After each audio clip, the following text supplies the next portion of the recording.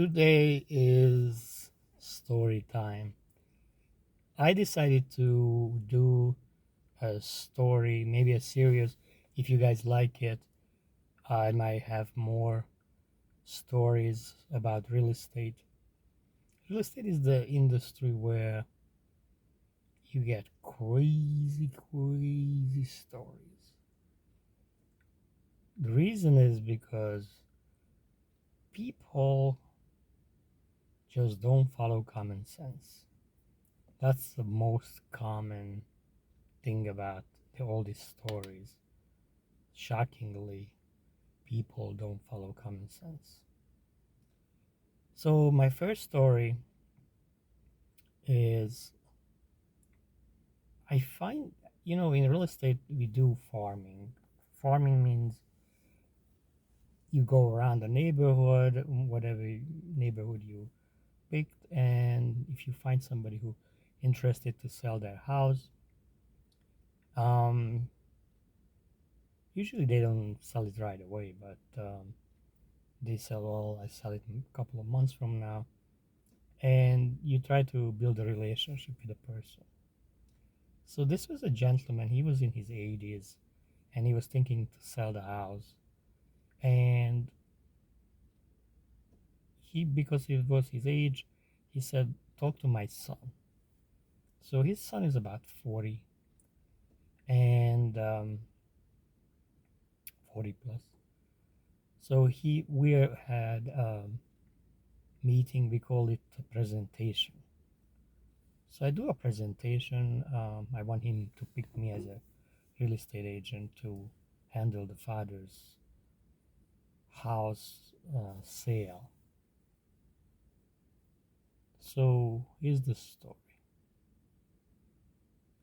I talk about my services and everything, and he had one question, and here's the gets interesting. I never usually get this question, but he was very curious, and he says to me, "How do you pick an agent, Joseph?" So I was like, "Okay." It caught me off guard a little bit at the spot because I wasn't really prepared for that question. But I quickly recovered and I said to him, "Look, I can tell you 5 things you might want to consider. But these 5 things is not all the same weight, but number one is experience.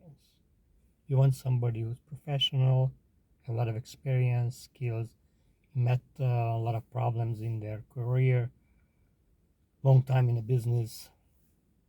So it's very important. Experience, number one. Number two, you want somebody full time because sometimes you engage with a buyer or marketing full time, meaning customer could call you at in the morning, middle of the day, and if you have a part time job or another job, you cannot answer. Or they want to see you at the house in the morning, and you have a job, you cannot gonna show it obviously because they have other commitments. So number one, experience. Number two, full time. Third criteria is I told them you want to get some. There's two kind of license. Real estate license has the broker license and the salesperson license. Salesperson is the one who decided to do real estate and go to school, pass the exam, and they give you a license. Then you become a salesperson. Broker, you have to be in the business for a long time. You have to sell a couple of properties. You have to go to school again and pass a much rigorous, harder test. So if you could, so number one, experience. Number two, full time, and then you want a broker. Usually it's associate broker.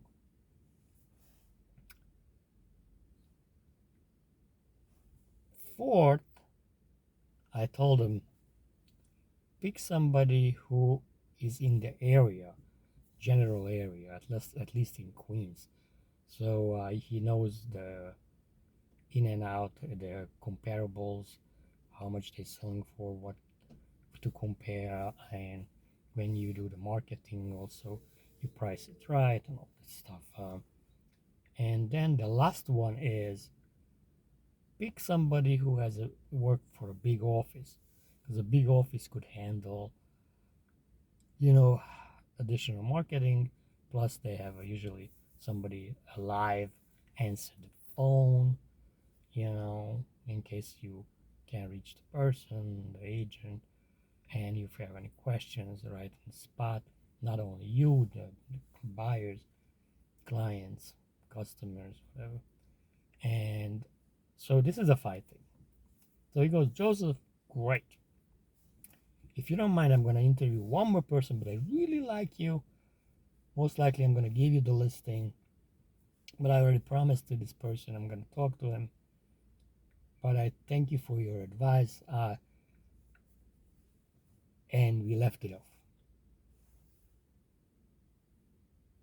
I'm sure I'm going to get this listing, I said to myself. I didn't even push him, force him in the spot to sign the listing agreement. A couple of days go by. I don't hear nothing.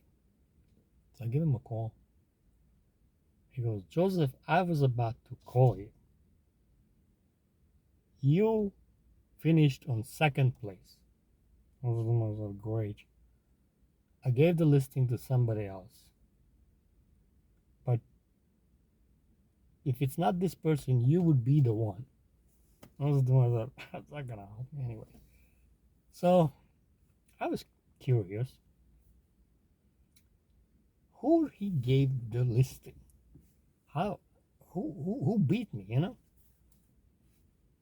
So I walked by the property. It was actually close to my house on 103rd Street. I see a sign. So the sign says the name of the person. Plus, I look up on MLS after. Guess what? Here's the story. Gets interesting. Who he picked. You remember? I told him get somebody experience. He got somebody who just got his license. He got somebody who's part-time, not full-time. He got somebody who's a salesperson, not a broker. He works for a small office, and this small office, not even in Queens, it's in Long Island. So whatever five things I told him, he did exactly the opposite. Talk about common sense. So I said to myself, how is this possible? So this is what happened. I believe I talked to him after one time. He picked this guy because he was a firefighter. And he felt bad, or he want to honor this person. He was a firefighter, full time. He just got his license. He decided to work for this Long Island office. He put his license there.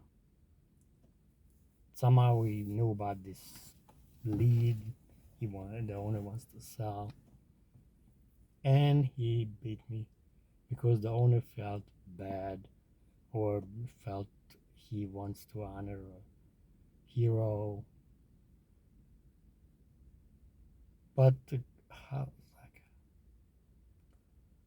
you see, the real estate is a business.